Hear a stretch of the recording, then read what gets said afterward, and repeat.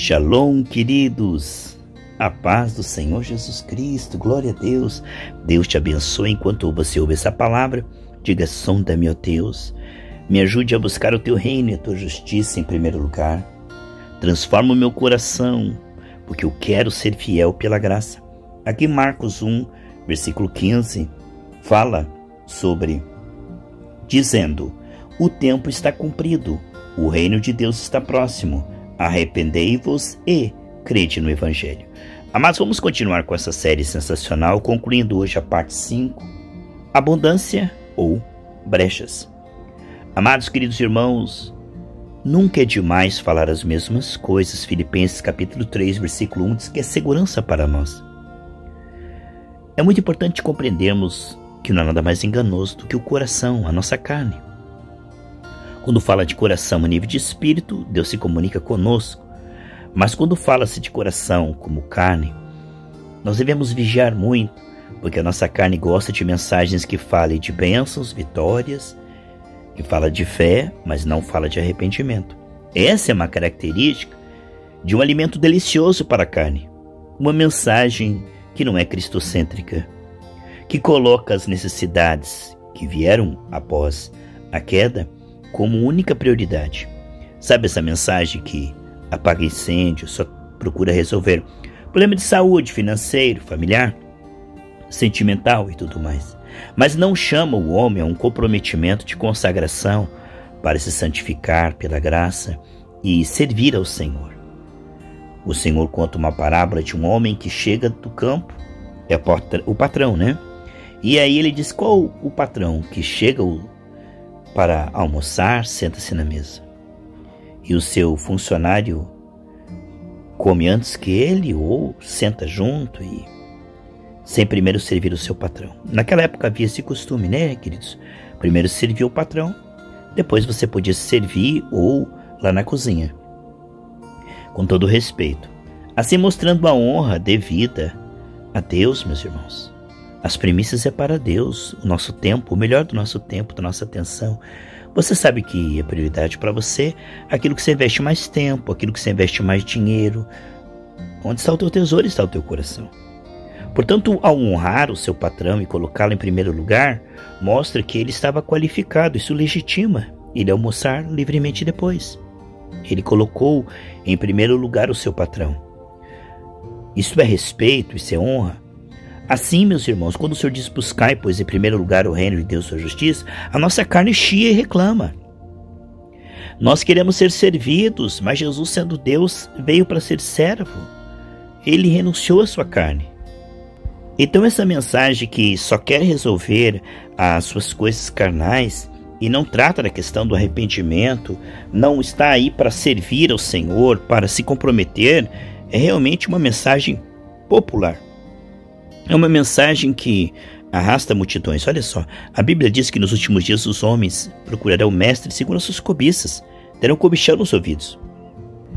A Bíblia diz que os homens não serão mais humildes, submissos, mas nos últimos dias os homens serão arrogantes, amantes de si mesmos. E quando vemos um evangelho light dos coach, que é a porta larga, que promete tudo de Deus para os desconcertados e não chama a um comprometimento, porque desde a queda o homem ele está separado de Deus, a sua alma está inclinada para a carne. Agora precisamos descolar a nossa alma da carne, incliná-la para o Espírito, que é vida e paz, começar uma jornada de santificação progressiva pela graça. Enquanto fazemos isso, a nossa fé é restaurada. Através dessa comunhão, construímos uma fé relacional. E através dessa fé chegaremos à maturidade e ao domínio, aonde haverá unção na nossa voz. Olha o resultado. A Bíblia diz que o homem se alimentará das palavras que saem da sua boca, que o poder da vida e da morte está na sua boca e ele comerá dos seus frutos. Provérbios 18, 20, 21. Então veja que as palavras ungidas são o alimento espiritual. Os anjos vão trabalhar nas palavras, vão confirmar aquilo no seu tempo e no seu modo, na estação própria. A palavra liberada no Espírito vai mudar o teu cenário, o teu visível. Aqui está, o produto final é a palavra que você consegue dizer sem duvidar no coração.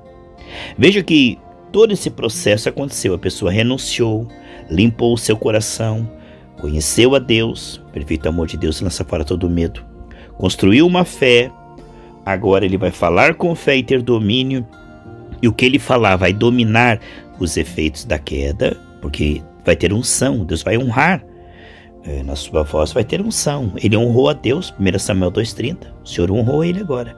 Se me honra, colheu honra. Eu honro os que me honram. Então ele passou pelo processo da graça. Romanos 5,17, ele vai reinar em vida. Quando ele chega no domínio, que é a liberação do Espírito. Porque uma coisa maravilhosa é receber o Espírito. Outra ainda mais maravilhosa é liberar o Espírito. Rios fluirão do seu ventre, do seu lábio, das suas palavras. Por que o Senhor está honrando as suas palavras, ungindo, vivificando, colocando virtude nas suas palavras? Como aconteceu com Samuel, que tudo que ele falava não caía por terra, mas Deus confirmava. Por quê? Porque eu tenho um coração limpo. Mateus 12,34 diz que do que está cheio o coração, disso fala a boca. Ele passou pelo processo de santificação. Agora ele tem a liberação do Espírito, porque o Espírito vai operar através da pureza. Porque o mundo inteiro está contaminado e precisou nós nos arrependermos. Ele cobriu com sangue o nosso espírito, ressuscitou e ele habita o nosso espírito. À medida que ele vai santificando a nossa alma e vai fluindo através do nosso corpo, agora nós temos aquele que está no nosso homem interior, no nosso espírito, tendo um caminho de passagem. Mateus 3,3 diz: preparai o caminho do Senhor. Aí veja que sem santificação ninguém verá o Senhor. Deus é santo. Para ele passar do espírito para a alma e da alma através do corpo e tocar a circunstância, a matéria, o visível, é preciso um caminho limpo, um caminho santo. Este caminho santo, pela graça, pessoal, é maravilhoso.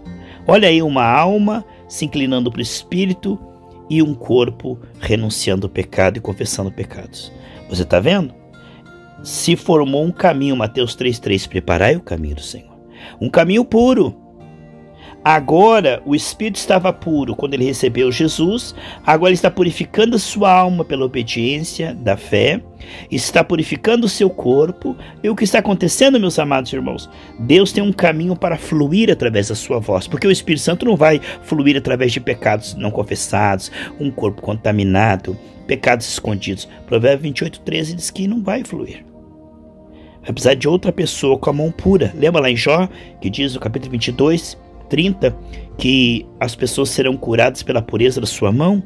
Você vai ter que ser curado e abençoado pela intercessão de outras pessoas, até que você se purifique e tenha uma fé pessoal com o Senhor, e a tua própria oração possa ser um canal de milagres. Você está vendo? Coisa tremenda, pessoal. Vamos nos purificar, vamos nos humilhar. Não é fanatismo, não é culpa nem condenação. A graça é para nos purificar, meus irmãos. Tito 2,12 diz que a graça, ela nos chama a renunciar aos pecados, a impiedade, as impurezas.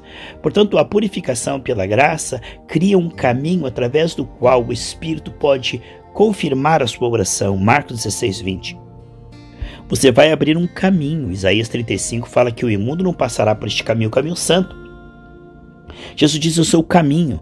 E Jesus se torna um caminho em nós, do Espírito para a alma, da alma para o corpo e do corpo para as circunstâncias.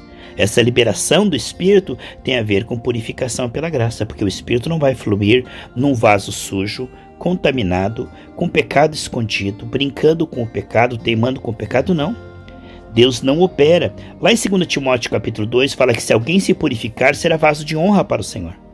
Então há muitas pessoas que têm o Espírito preso no seu espírito, não flui através da sua voz, porque ele está carnal, mundano, pecado escondido.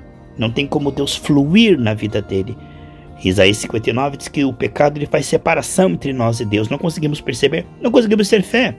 Porque 1 Timóteo 1,19 e também o 3,9 fala que uma consciência culpada, a fé naufraga. Não tem como ter fé e ousadia se temos vergonha de Deus, se estamos envergonhados ou se estamos mentindo. A fé não flui, meus queridos irmãos. A ousadia lá em Hebreus é pelo sangue que conseguimos. Como que um homem que está na carne, cheio de vozes, culpado, condenado, se sentindo sujo ou hipócrita, ele vai conseguir liberar o Espírito? Não tem como. O Espírito, para ele ser liberado, limpo. Portanto, a pureza se torna tão importante, não a pureza religiosa, o rigor ascético, não. Eu falo da pureza pela graça, que é a confissão, o arrependimento com a intenção de abandonar, com a intenção de entregar o coração dia a dia, né? Provérbios 23, 26, dá-me, filho meu, teu coração.